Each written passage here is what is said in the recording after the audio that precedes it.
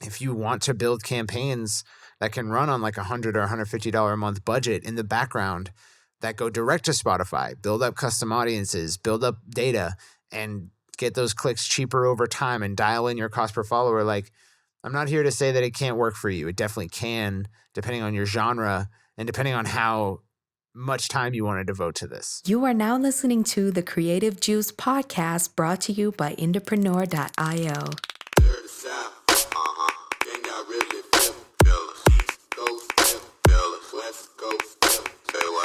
What's up, indies? Welcome back to the Creative Juice podcast. I'm your host, Circa. With me, as always, is Corrin. How's it going, Corrin?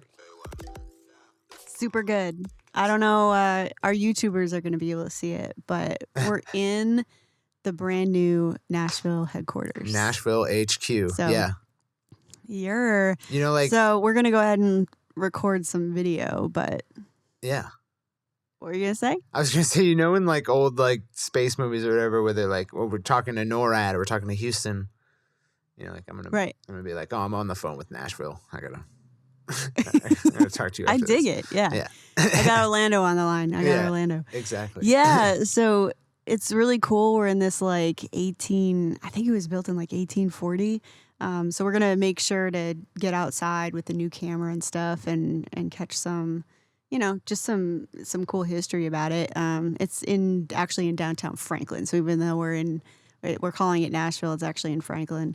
But it's just a really cool old house, and we're probably going to need to like treat it because it's bouncy, like similar to Orlando. Yeah, it's a little bouncy. It's similar, because it's all plaster and it's old plaster, So we'll get some treatment up. But yeah, super excited. I mean, we still need to move in. I think anybody who's ever moved knows how that is. You like set up the things you need, and then outside the frame, it's all like crazy all over the place. Yeah. But yeah, I'm super good. I'm stoked. Jesse has come on full time now, and he's here with me. So it's a really good season of life, man. Yeah, Jesse Basic Printer. We got Jesse Basic Printer Gillen Walters on the team for the IndieX agency and Nashville HQ in the same week.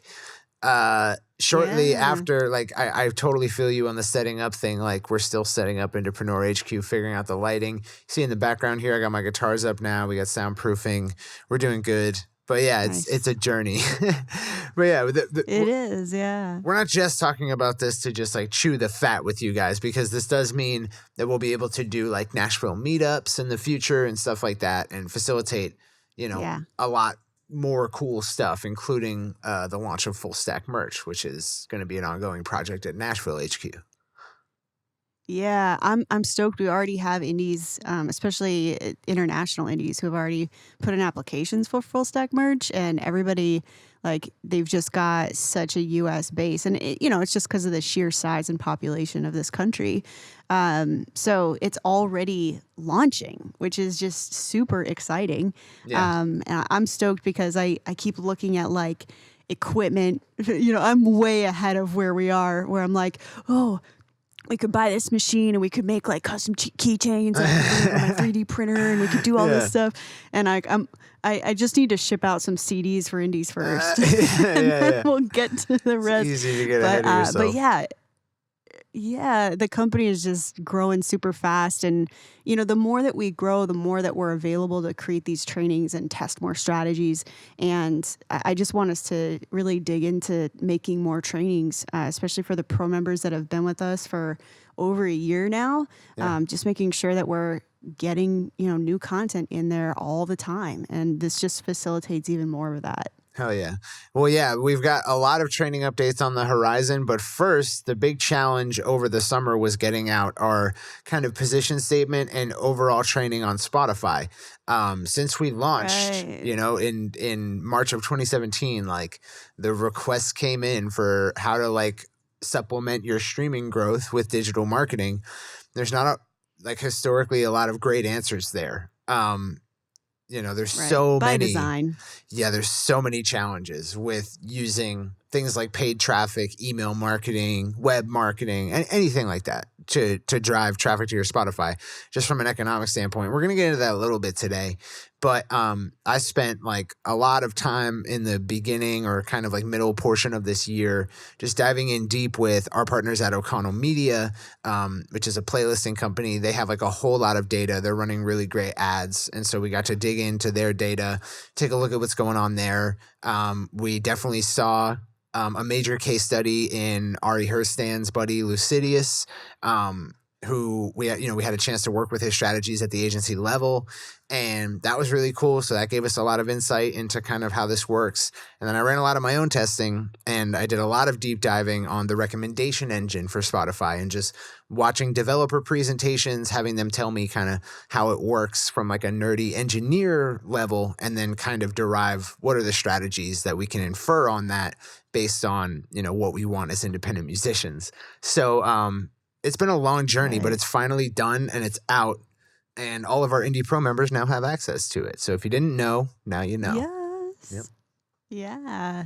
Yeah, I think that's really cool. And there's so much PR out there about it. Especially, Spotify has now like tons of training, like little training videos or interviews with people about how to, get placed on this certain thing or whatever. And it's so...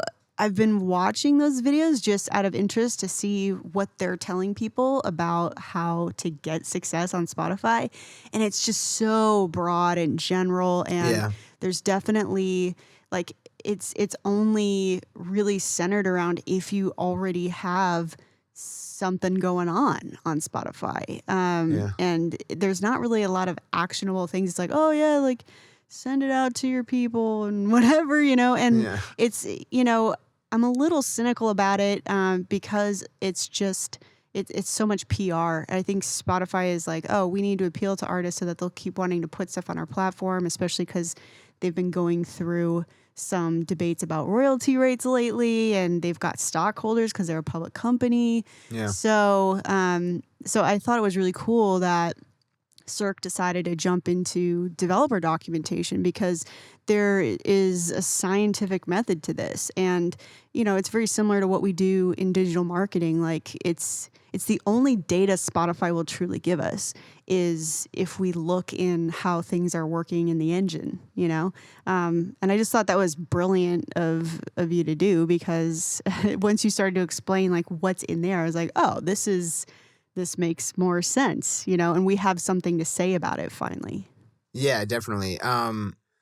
There's just like there's not a whole lot of great answers, which is like, as an outfit that provides advice to independent musicians, like we would love to say like, oh, this one, like here's the surefire method for any artist to get results on Spotify. But I don't think that we can say that. About any particular method. I think there's just so much gray area right now.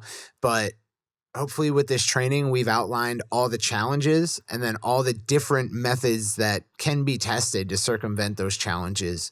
And hopefully some artists like take that really, really far. Because like, it's one of those things where like you think you want this, but I don't know if you do want this in the way you think you do. Yeah. Well, I'm just happy that we have something to say that isn't like, Googling or LinkedIning or Facebooking curators of playlists and like spamming them. I've said this before too, when, people pay some PR companies, they'll like the PR company will send out a blast of like anywhere from 5 to 100 artists to different people that they think will do something for these artists. And then technically the PR company has done their deliverable, but like these guys are just getting spammed constantly. And the same is true of curators. And a lot of the things that I've seen out there about Spotify have been, a lot of that, or like, almost like engagement pods, which we've said before on Instagram, like engagement pods are not something that is probably a good idea. It's very like gray hat, like we've talked about. And I think like doing that on Spotify can be kind of gray hat as well if you're just hitting up other musicians and like streaming each other's stuff, so that you look different.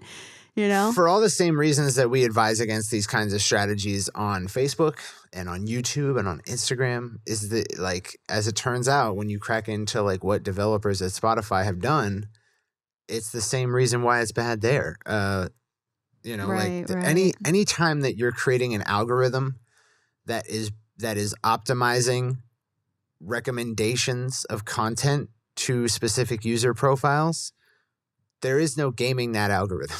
Like, because you're just going to game yourself. You're going to end up, in the next episode that we've got like a 3-week themed month on Spotify kind of planned out to just kind of put a pin in it, introduce this new training, and make sure we like get out a lot of the information that we feel is need to know that's in the training here public on the podcast for free. And if you decide to go in depth with the training, we'd love to have you. But we're going to go into the algorithm in the next episode. But just speaking on that, like, any time you attempt to game the algorithm, what happens is that you train the algorithm to show your music to people who are not the people who like your music. Right?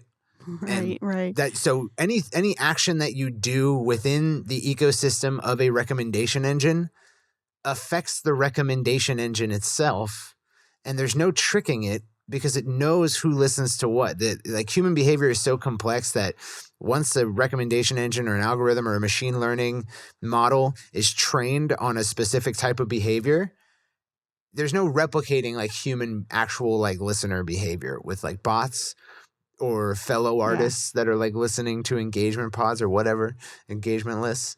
So yeah, like once again, like don't do that in any context, especially on Spotify, where like on Facebook, we have ways to, let's say that you run a bunch of crappy ads to your page to get likes from like Abu Dhabi, and now you have 10,000 Abu Dhabi likes, and they don't care about your posts, and your engagement is trash. We recently had an indie in the group who paid like someone on Fiverr over the course of like a month or two to pull off all their fake likes, and now their engagement is shot through the roof. They're organic. Yeah. There's no paying someone on Fiverr to re-engineer where you are in the Spotify recommendation engine latent vector space. That's all behind the scenes. It's behind a curtain, and it's long term, and you can't reverse direction, and you would have to create a new artist profile to even get a shot at clean data. So just don't do that. Yeah, absolutely. Well, so I think like for me, when even my friends who are musicians or indies have been like, oh, Spotify, it's so flames right now. Right. And like everybody's worried about how to do things with Spotify. And I'm always just like, listen, to me, that's a data dark zone. I don't want to send anything there. I don't want to invest in it. I don't push my people to it. Like, my music's up there, but I don't do anything with it. And so I'm glad that we have something to say besides that, especially because there's a lot of information out there that just doesn't really jive with what I think I would even do if I were to put something into Spotify. So yeah, I'm just glad that now we can kind of be like, all right, here's what we know, here's what we don't know, and here's what we think about it. Because I think it's been a long time that people have been, indies have been asking us like, okay, so Spotify, what is it? So yeah. So like we interface with a lot of independent musicians, like a lot of them, it's remarkable how many we get to talk to. And so far, out of all those thousands of independent musicians that I've ever met, I've only met 2 who have been able to create results on Spotify with almost nothing else going on. Like no other forms of exposure. They weren't on a tour. They weren't on TV. They didn't have some big feature. They don't have great PR. It's all Spotify. And they've been young and rappers. That's it. So if all you're doing is Spotify. Which really correlates with a lot of the IG crowd, Yeah, like, totally. It's very I IG. think that it's IG. Right. The way that rappers hustle on IG is totally different from what a lot of artists do. Not saying they're the only ones hustling, but they're definitely, there's a trend in hip hop, I think, where I see a lot of the same kind of messages and strategies being executed over there. especially with regards to Spotify, pushing people over there. And we're talking about, high 5 to low 6 figures in both those instances and growing. And that's really great. But it occurred over a period of 2 to 3 years in both instances. Very similar trajectories for both these use cases. And so that's anomalous. That's an early edge too. Like they have to have been like strategizing this for a long time. Well, there's still... I think a lot of artists 3 years ago weren't really thinking that much about it. There aren't many people trying out, despite that it's so obvious. They're like, it's also very scary because of how disastrous financially it could be if you do things like all the way wrong. Right. But there's not a lot of people running ads to Spotify without wasting money. Like record labels run ads to Spotify all the live long day, but not in a way that's like helpful to them. Out now. Yeah. Pookie remix out now. What was the example you used? Pookie, Lil Pump's Pookie remix is out now, guys.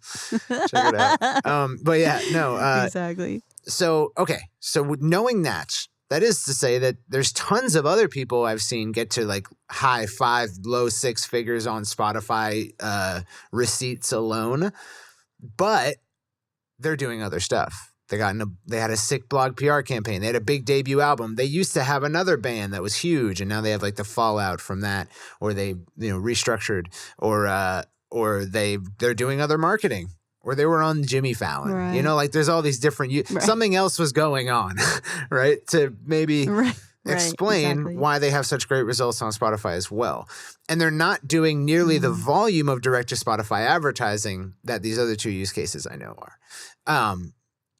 So that is to say that, like, if your plan is to go and spend all your money running traffic to Spotify and you're not the exact right person, like things could get bad for you. Right. Yeah. Just because if that weren't the case, I would see it happen more often with like your country artists, your folk artists, your ska artists and punk artists and all that. I would see it happen more often. There are also a lot of producers who do it, who are able to do it. So if you're, if you're like a lo-fi producer, or if you're, or if, even if you're an EDM, like of another verite producer. Yeah. I was going to say like electronic ambient stuff can do well, or like acoustic, composition kind of stuff. And that's because like there's just so much playlisting playlist up. Done around it. Exactly. Yeah. Like these are the listener use case. The user story for the listeners of this music is, I don't know the names of 90% of the artists that I listen to because they're on a playlist that I just click play on, and then I can do whatever the hell I need to do. Yeah. So they're not like out there looking for like, oh, where's this artist on YouTube? Like, let me go buy their T-shirt. Like that's not usually the user story.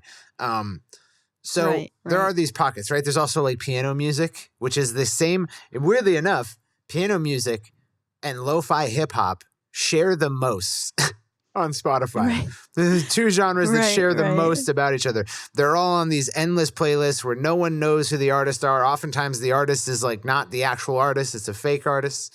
And you know what I mean? And they're just like running it up, like, different pianists that are making like 5 different artists with their piano compositions. Right. Throw it on a playlist. They're making racks. So there's a lot of weird pockets of success on Spotify, but what we definitely know is that it's not every genre can do this and only this and have success.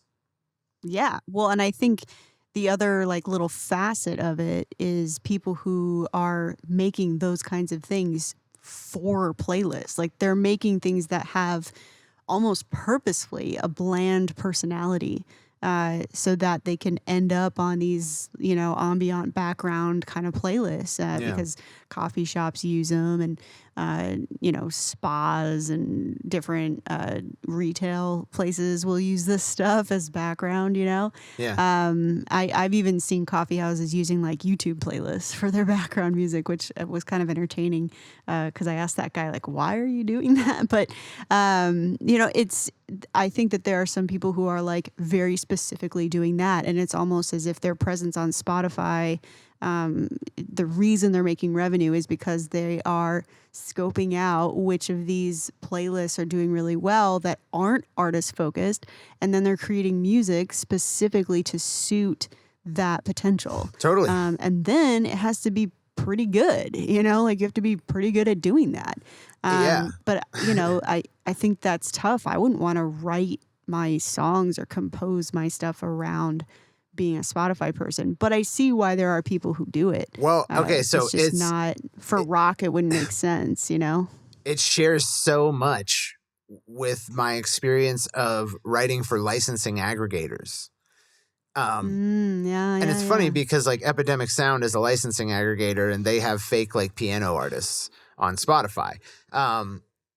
So it makes sense. But like, yeah, you all get like, it's usually a bunch of people who have their own artistic career, but they're doing this for money. Right. And they're like, you get a spec, like you get like a pitch briefing from like your licensing aggregator. They're like, we are looking for this type of music. You pitch them 2 or 3 demos that are like really rough, and then you tell them what your collection of songs would be like and what your plan is. And they're like, okay, we'll give you this amount of money for that, and they secure it. But yeah, like it's making stuff to spec for the playlist. It's exactly what it is. The playlist is the pitch briefing. Right. Yeah. Yeah, so it's very interesting pockets of success on Spotify. But what we do know is that that like there is long-term success to be had on Spotify, but you need to be doing other things. You shouldn't put all your eggs in the Spotify basket in most cases. That said, if you have 2 years to devote a significant portion of time to building up on Spotify, you can get very, very far. Using methods that we don't particularly like, for dogmatic reasons, here at Entrepreneur. Just because it's so commonly the case that things like pay to play and blog PR are stupid. Like I can give you the biggest intellectual argument for why those things are stupid. But when you bring in how the Spotify recommendation engine works, then I can't make that argument anymore because they contribute to that result insofar as you want that result really bad. Right. Yeah, definitely. It's also like, it's interesting. I think another reason why I have always just been like, oh yeah, I don't worry about that is the same thing we say about, the death of MySpace, right? And like Facebook's not going anywhere anytime soon. That doesn't mean it never will or completely change. But, building an audience elsewhere is temporary. It could be temporary. And so if you keep everyone there, we commonly don't recommend that a ton because, especially if it's a dark zone as far as data is concerned, because it could go away. Like even Messenger, right? Like Messenger is still a very powerful tool. Like, we recommend ManyChat, but Messenger marketing took a huge blow this year because like now you're pretty much anything that a musician would use Messenger for is now considered promotional. Even if you're like, hey, I'm going live in 10 minutes, that's promo. If you're like, yo, this new song is out, go check it out, that's promo. So like its relevance as a tool is limited, or it's just a very different context, right? And you can pay for sponsored messages, but that's totally different.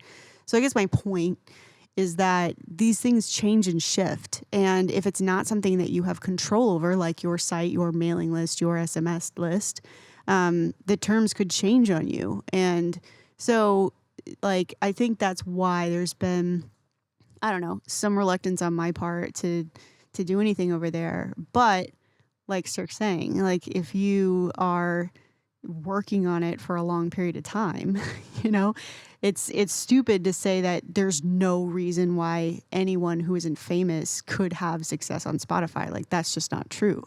It's just difficult to engineer and then retain people from there. Yeah, it's definitely like there's so many challenges with it, right? So yeah, not to avoid the same way that could change the other way, right? Like Spotify may open up links and their advertising platform currently sucks, but their algorithm is really strong. And so if they improved their ad stuff, we could see something develop there. We could see them adding mailing list or lead generation stuff on Spotify. Like, we don't know where that's going to go. So it could go the entire opposite direction. And if you've been building this in a good way, right, and not getting those fake streams and not getting all this stuff, it'll just be just like Facebook when we didn't know better to not get Facebook likes and pay for them because it wasn't apparent that was going to be damaging in the future. And in the same way, like if Spotify really amps up their game, it could be the same thing where like, oh man, I got to try to figure out how to clean out whatever I did to my Spotify, and so it could swing the other way too. Like, we just don't know what that future is going to look like. So yeah, just to like list all the challenges with Spotify, like there's very little tracking of use. So it's very difficult to tell if anything that you do off Spotify has an impact on Spotify, or if you're doing multiple things to grow your Spotify. Like, you have no idea which of those things is contributing to a downtick or an uptick in listeners or streams. There's just no data access. And then once people are on Spotify and listening to your music, you cannot then communicate with them on that basis. So you can't say, oh, let me just talk to all the people who stream me on Spotify. Nope, can't do it. Unless you upload an audio ad, which is something that I mentioned in the training as something that we haven't even tested yet. But then Niagara Moon, Tom Irwin told me that he did it and Spotify pulled it down. So you can't do that. But you can run Spotify audio we've tested ads. It at the Indie X level. We've tested Spotify. I was talking about audio ads. Actually uploading a song that's actually an ad. But we've tested audio ads. I just don't know how much deep listener-only retargeting we've done. You would know more than I would. Oh, yeah. That we had an artist who was doing a tour and did that. And like, no. Not much, yeah. No. Like, I think our CTR, our click-through rate on it was like 0.4%. Right. It was really miserable. And yeah, and we actually created different landing pages for those tickets because we wanted to see. And no. I think we sold like 2 tickets at a couple of the stops. Like, it was the most miserable thing ever. And we spent, they spent like $15K on the whole thing. Just to see what would happen. Now, their Spotify numbers did increase, but like that, what was that value? They didn't end up on any algorithmic things, and it didn't really result in much for them. But they wanted to really take a shot at seeing if the sheer bulk, the sheer volume would make a difference. Yeah, so Spotify audio ads have a lot of challenges with them, but the main problem is that like people don't typically get ready to click on or write down the URL for an ad while they're listening to Spotify. Right? Like, they won't even hear it. Yeah. Right. And Spotify ads don't go to premium users who are like who you're after in the first place. So it's a big mismatch there. Further, any click, whatever the cost of a click that you generate to Spotify is, divided by 0.3 of a cent, and on average, that's how many times you need them to stream your song. Every click needs to stream your song on average that many times in order for you to recoup the cost of the click, which is, oftentimes not, where it's like 20 times. Like, how is that going to happen in a 30-day time span when you're just like learning about this artist? Maybe it happens for some, but probably not.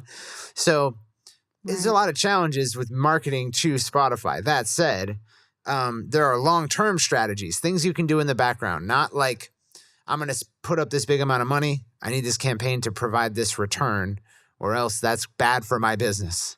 Like, you can't do that kind of advertising. Like, we do that advertising all the time. Like, if all of our ads at Indepreneur and all of our agency clients came back with 0 return in the next week, that would be a huge problem, Right. So there is you can set a budget for Spotify and then run campaigns that are optimized to build up your listenership and followership over the long term. And most importantly, build up your likelihood of being recommended based on what we know about the recommendation engine. But you need to dial those campaigns in heavily, and you really need people. You need to already have a tracking relationship with people by the time they get to Spotify. So you can use what we're using as Spotify bridge pages. So it's like, an image comes up that sort of looks like the Spotify UI, and it's got a tracking pixel loaded on it, and it pixels somebody, and then it redirects them immediately to Spotify. It all happens in like less than a second. And that way we can build pixeled audiences and run custom and lookalike audiences based on those who had enough intent to click an ad to go listen to your music on Spotify. We know they're Spotify users. We know they vaguely enjoy your music probably. That's like what we know about that custom audience. Lookalike audiences based off that custom audience will get you a lower cost per click. You can dial that down and then run ads over the long term in order to build up your Spotify. There's a lot of nuance to it if you want to be properly tracking what's going on, and if you want to get to an advantageous place in the recommendation engine. There's a lot of do's and don'ts. That said, like none of it's going to provide a return for you. It won't be break even for up to like 2 years, you know? That's just the nature of that beast. Mm-hmm. Well, yeah. And I think it's like any other platform too. Like the longer that it exists, the more competition there's going to be for this. So, I mean, that's why I was saying it was really cool. Like these examples that you're talking about who have been doing it like 2 to 3 years. I mean, they are ahead of the curve. And honestly, even when I'm on IG, like I don't see a ton of artist Spotify ads. I think that's still, we see it more and more, but it's not as frequent. And maybe I'm just not a match for that. Like most of the stuff that I click on are like home goods, because I like curtains and looking at design things, and I click on business things. So maybe I'm just not the audience that would be targeted. But, you know, I don't see a lot of those ads. And so it's kind of like I think that's why it's important for us to be like, okay, well, here's what we know, because like if you can get in early, you know, same thing like with messenger marketing. People who got into messenger marketing 2-3 years ago when chatbots started to come around, like they built up enough audience that now the changes that have happened with Messenger isn't as detrimental. Well, they've already used it a ton. They got the golden years out of it. Right. Exactly. So I definitely, and I already said it, but I feel the need to reiterate that like this is a platform that could change. The ad platform could change. And I don't think their algorithm is as powerful as Facebook and what's being applied to IG now because it's owned by Facebook. But it could be, you know, and as more and more users get paid, they can do more and more development. And I think that's, you know, this is something that could change. And so if you can try to start applying at least some strategies to it, it, you know, could potentially be something that feeds back to you later. Yeah, I think, like, if the question is like, should I start implementing campaigns to drive traffic to Spotify? I can't even really make that recommendation because there's a number of challenges presented here. Number one, Spotify's business model, which if you don't know, like Spotify gives a static percentage of its revenue, all of its revenue, dedicated to, okay, this is for songwriters and artists and people who we owe royalties. Then it takes all of the 30-second streams that have happened in that time period that it got that revenue, and it divides the revenue by those streams by artists. So if like Drake got 1% of all streams on Spotify, which I think he did at one point, he's going to get 1% of all that revenue. And that's just 30-second streams, which means that everything you do to increase your Spotify financial results is optimized for getting someone to stream your song for 30 seconds. Because after that, it doesn't matter. It doesn't matter at all. You'd rather them stop and then start another track, which is a weird thing to optimize for. And you can see the echoes of that optimization throughout the fact that like Drake dropped a 20-song album where all the tracks were like very, very close to 3 minutes or under. Oh, that's so interesting. Right. Because I was looking at, I haven't really listened to the new Taylor Swift album because I haven't liked what I've heard so far, but I noticed she had like 19 albums are getting longer, songs are getting shorter, yeah. Yeah, I didn't even think about that. And that's because it's based on a per payable stream basis.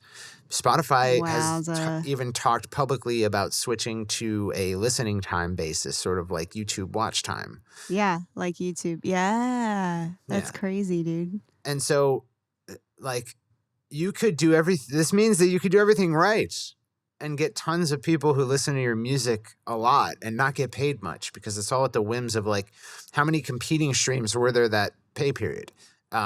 Like if 10 people had a huge album, you might get more streams in that period, but make less money than you did in the last period. And that's like if Beyonce and Panic at the Disco and Rihanna and Taylor Swift and Eminem, like, you know what I mean? If all those and Ariana Grande all put out an album in the same month, like, you would get paid less. You could double your streams and make less money, because that's probably why labels stagger out the plays for their artists, or the releases for their artists, is because they're like, okay, like, that's crazy, dude. That's nuts. I never thought about that. Or in the other direction, if you do optimize for 30-second streams and you have all these short songs and you put out huge, like, mixtape track length albums, you know, like, they could switch to listening time based method, and now you're fucked. Right. That's crazy. So yeah, exactly. It's because I can't say that, like, one of these changes won't happen next year. Further, Spotify is going, I said this in a YouTube video on our YouTube channel, but Spotify is going ham on podcasts. They purchased 3 major podcast studios. They spent ungodly amounts of money this year on podcasts. And the reason is that podcasts don't get a royalty. And so podcasts, you know, we produce a podcast, it's free. Apple Music doesn't give us a royalty for this. Spotify doesn't give royalties for podcasts. That's, like, established. You do your own advertising on your podcast. Right. By the way, everyone should be an Indie Pro member. If you're not already, go to indiepreneur.io/IndiePro, right? Like, that's an ad. And they're fine with us saying that, because they're not trying to pay us ad revenue. Right. And so, since everything's based off of actual streams that occurred in that month, if all listening time on Spotify goes from 100% music to 75% music, that literally reduces Spotify's royalty liability by 25%, which is why they're going ham on podcasts, so that they can become a profitable company. And we have no idea where that goes. Yeah. That'd be like, oh, that's so gross, man. That'd be like if something like that, like with Facebook now, you can monetize videos, and Facebook was like, we're gonna create 1 million pages because we can, and we're gonna produce, like, Netflix style content, and, like, you get a % of the revenue competing with, like, our super famous, you know, trendy content, simply because we're Facebook and we can prioritize it in the algorithm or whatever. You know what I mean? Yeah. Like, that is so shady, dude. Yeah, like, the fact that a business would even, like, compete with its own content creators is just cruddy. I don't like that. It makes me feel even more dirty about the platform. Yeah, it's not good. They also, like, dedicated a large chunk of the homepage, which was previously dedicated to music, to podcasts, and they're also slipping podcasts into, like, some hybrid playlists. So definitely making a huge initiative there. And as a result of all this stuff, everything that we've been talking about, a lot of attention has been given to Apple Music this year. By some measures, they're, like, outpacing Spotify in terms of growth. By some, I mean, they're definitely still behind Spotify, I think, in total users, definitely. But because Apple is the best. Right. Right. But, you know, let's say that everything switches to Apple Music. Like, a lot of these strategies are going to transfer. So, like, a lot of the playlisting stuff we went over, there's a strong payola economy being struck up at Apple Music right now for playlists. It's just not very robust yet, or as standardized as this, like, Wild West Spotify playlist world is. Right. You know, it's like hoodlum law, but it's law nonetheless, you know, at Spotify. Dude, it's funny that you say that, because the single that I put out with Nino Bless in February hit some playlist on Apple Music. Like, I was like, oh man, because I didn't really promote that single very well because I just wasn't paying attention. And so, like, its streams like not much, Yeah. And so I got a royalty check, or my monthly payout. This one's actually released through Cobalt Music. I've used TuneCore for everything else, but and like it was huge this month, and I was like, what the bleep? And so I went over to like log in and look at my dashboard, and it was like some random playlist on Apple Music. Right. And I was like, well, dang, like that is awesome, And so I think you're right. I think it's the same thing as we say about Spotify, like get in early before everyone's playing this game, Well, and so now I'm like paying attention. Apple Music I need to has far keep doing better. that.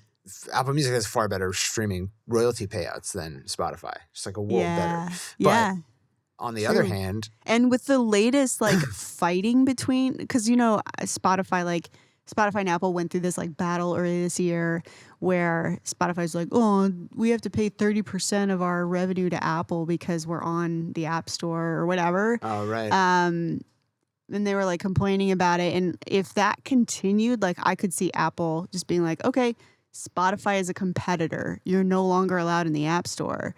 And people who have iPhones and watches and like they'll have to use Apple Music, Right. because Nike, it's like we say, like Facebook won't like really support your ad for YouTube. Like it'll charge you and it'll show it, but like it's not going to do well because you're sending ads to a competitor away from Facebook. So I could see Apple Music being like, all right, no more Spotify, and transitioning subscribers over to Apple Music really, really quickly because the iPhone and Apple user base is just so large now.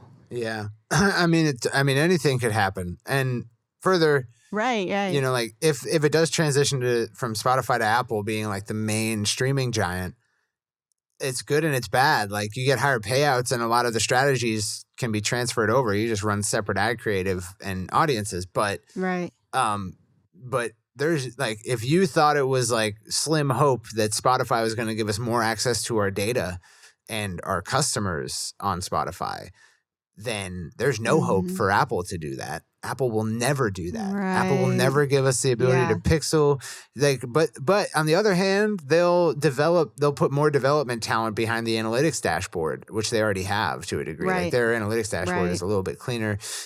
So there's a lot of trade-offs, and none of them are very good, and all of them could literally pull the rug out from under you when it comes to marketing for these channels, which is why like the whole time we've been like, build up your audience on other channels and send them to Spotify once you know that you won't lose them there.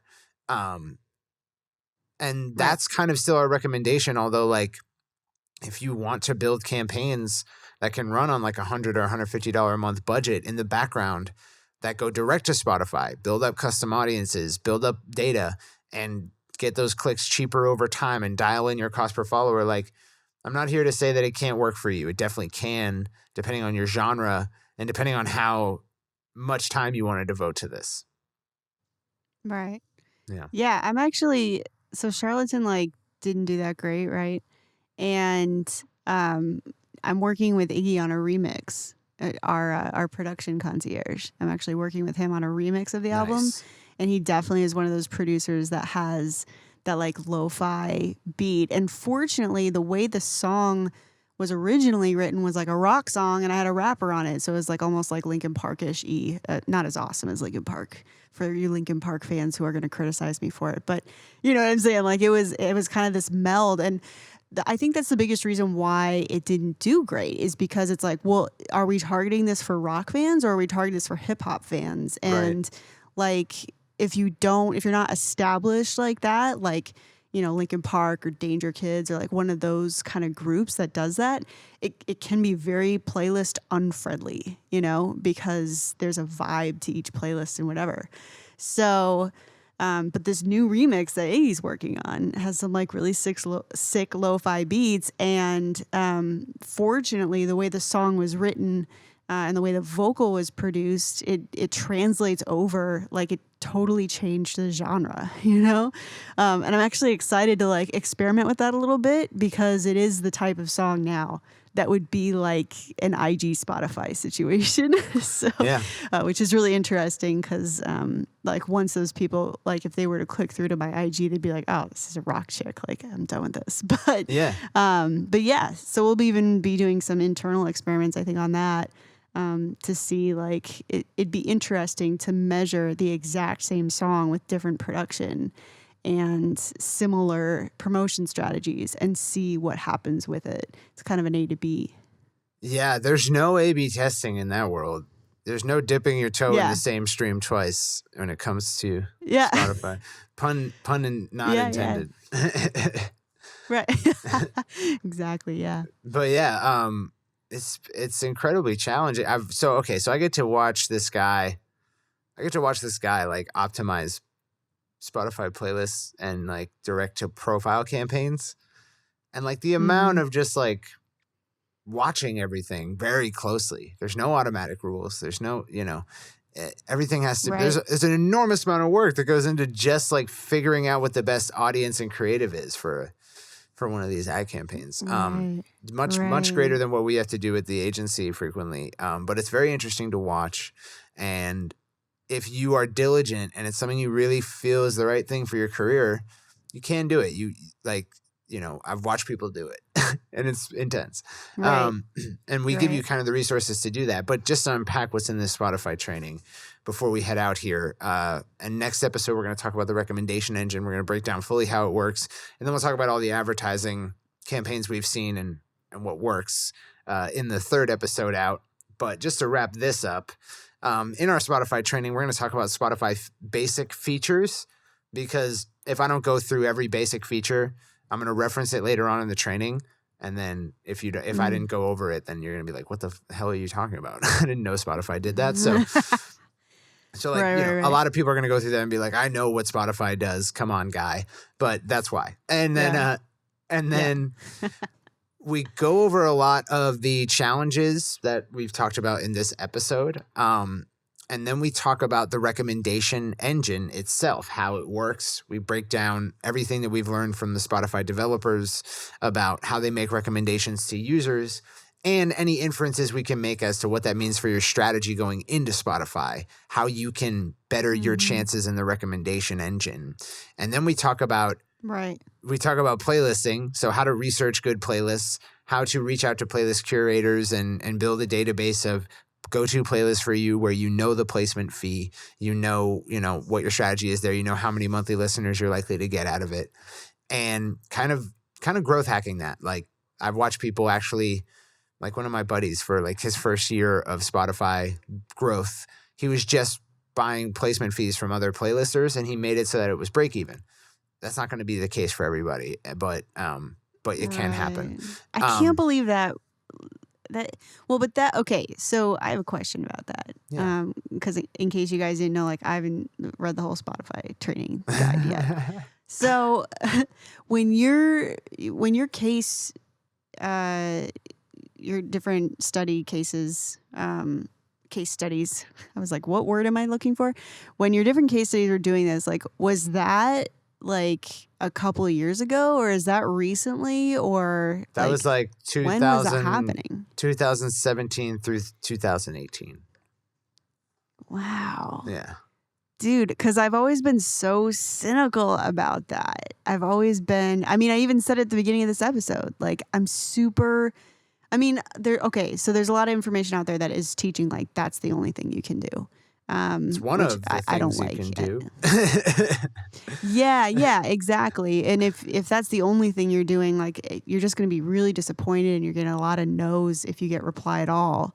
But like I didn't even know, I haven't known anybody where that worked. And maybe I just, to be transparent, like maybe I'm just cynical about it because I don't know anybody that's worked for. It's probably a genre thing, to be honest with you. Like, yeah, you know what I mean? Like it's true, because I'm definitely deep in the rock world. Yeah. And there's not a whole lot of people like, making big playlists for that.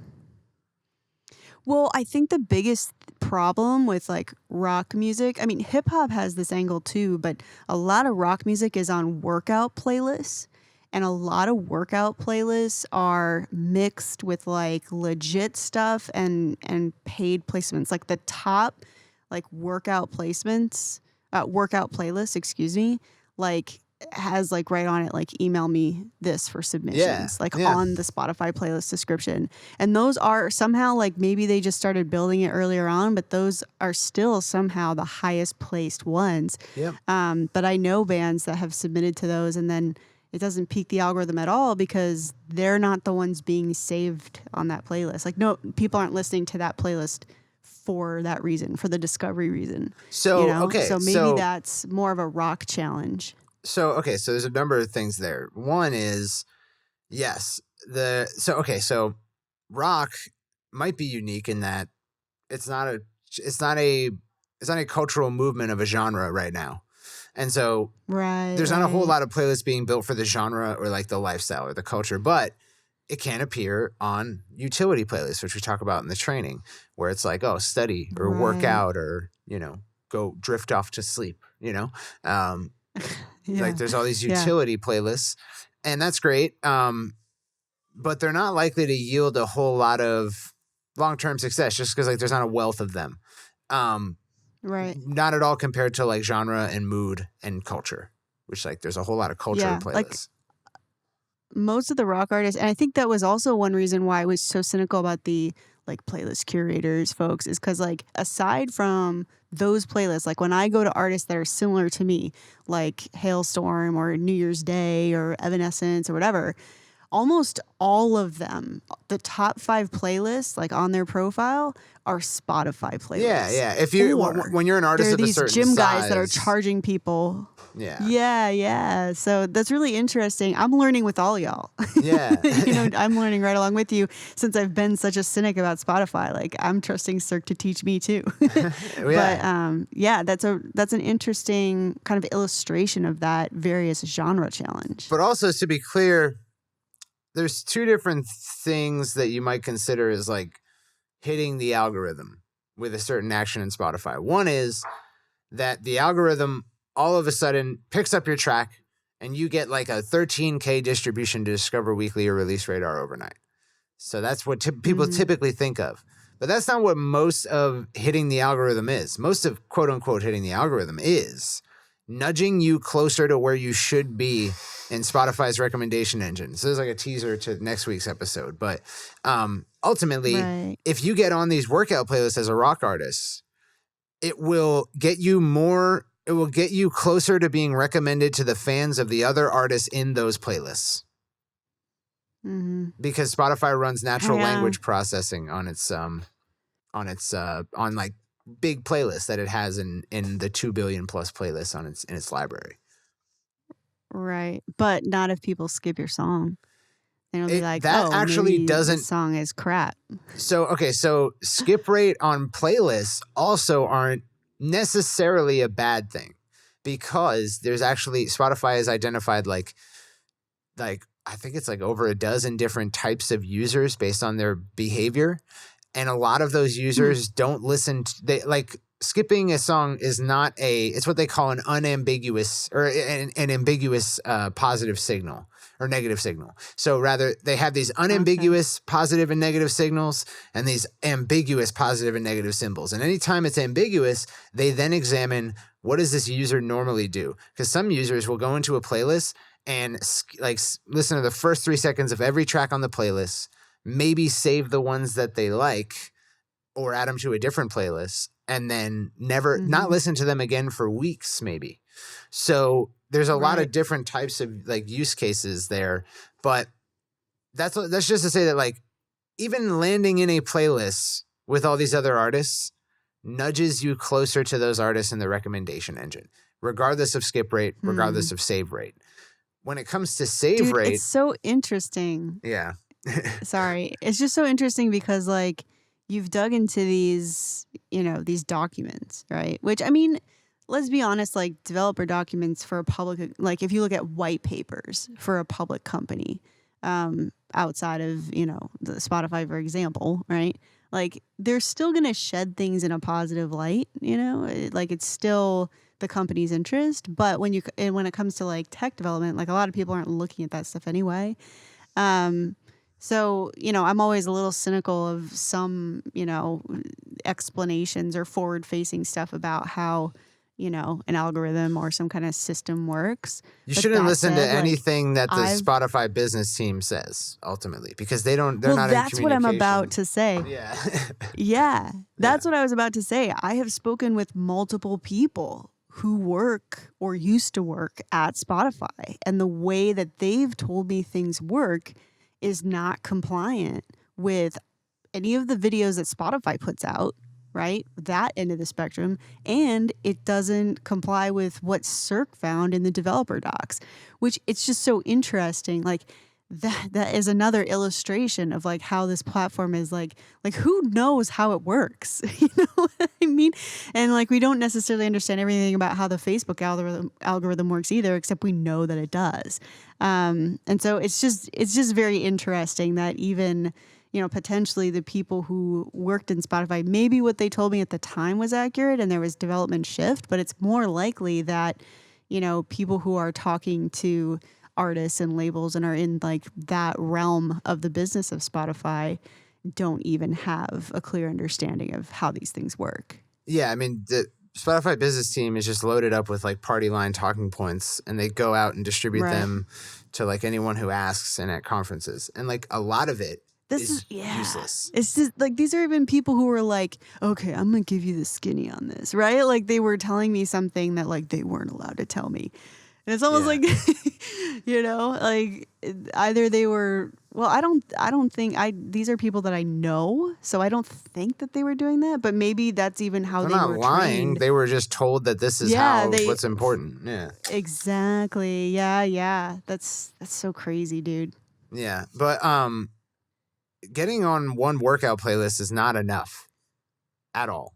It's not even close to enough. Like you need to get on playlist after playlist that associates you with the same artist over and over and over again, because it's not actually, there is no waking up the algorithm. Like, hey, algorithm, this song's popular. Get over here. That's not how it works. But eventually you become a strong enough signal in Spotify's, we're going to get into all this next week, but you become a strong enough signal close enough to other strong signal artists that you get recommended to all of their listeners. And if the association is strong enough, then that trigger flips, that switch flips. So yeah, like it's definitely a long road. And I like before listening to Spotify developers, I would have seen any result and been like, why the fuck is this happening? Right. Yeah, exactly. Yeah, like it's definitely dicey. But that said, like playlisting can work. But it's very unlikely to, because first of all, you have to be probably the right genre. Like certain genres, you're just precluded from a playlist only strategy because there's not enough playlists with enough quality playlist runners. Like first of all, Pareto distribution all the way throughout. So like hip hop and pop are going to have not only the most playlists, but the most types of people running their playlists, which means you're likely to eventually have a really smart guy running a hip hop or pop playlist. And that really smart guy is going to run it really well. And then you'll have great playlists that you can pay to place. But if there's only 30 playlists that are qualified to like place your song on in your genre, the likelihood that anyone running those playlists is one, going to be more than one person, and two, going to be very intelligent is very low, because otherwise they would have gone with a more high volume strategy like the other types of genres.